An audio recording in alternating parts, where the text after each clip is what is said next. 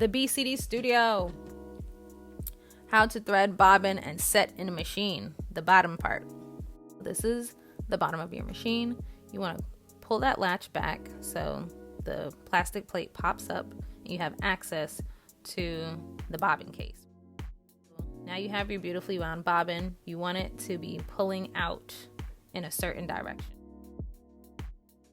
So you see the direction that it's spinning?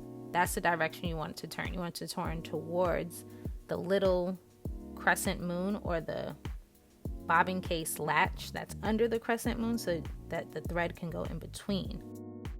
After you make sure that you get your thread in between your bobbin case, make sure it's hanging out freely so you can see when it's time to pull it up through the feed dog area. Now, you have both of your threads, the bobbin case thread and the top machine thread. Great. It's accessible, it's long, it's not short. You want it to be long enough so that when you pull it through, it doesn't get lost in the machine. About like a hand length long. Now we're gonna grab our threads. You can hold them if you want to make sure they don't get sucked in the machine. And we're gonna grab the hand wheel and turn it one full 180-degree turn. So that's getting the needle in and out one solid time. Not back and forth, a full circle. Now that we've done that, you want to grab the top thread and pull it. As you can see, it's pulling the bobbin thread through and you're going to see a loop come out. There's the loop.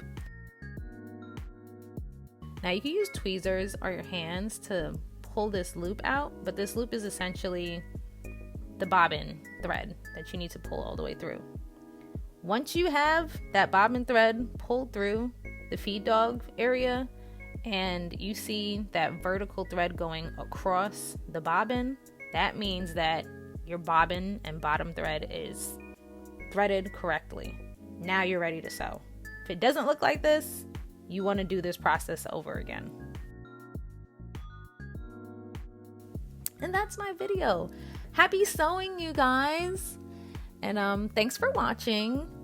And don't forget to comment, like, and subscribe to my YouTube channel.